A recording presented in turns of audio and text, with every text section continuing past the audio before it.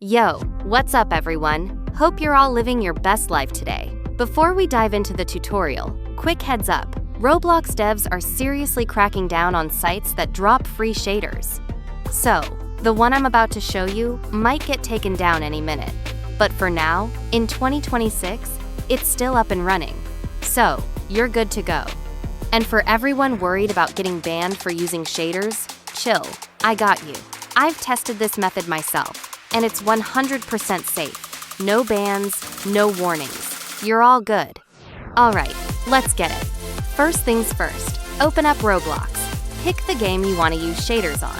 For me, it's MM2. Right-click the play button and hit inspect.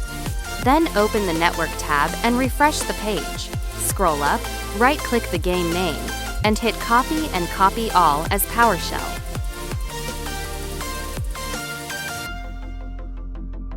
Now head over to the website in the description. Scroll down and paste everything into the box. Hit start process. And boom, shader should start loading. Just give it a sec. Big shout out to everyone who's been watching. Hope this guide helped you get those shaders up and running in 2026. Don't forget to smash that like button and subscribe.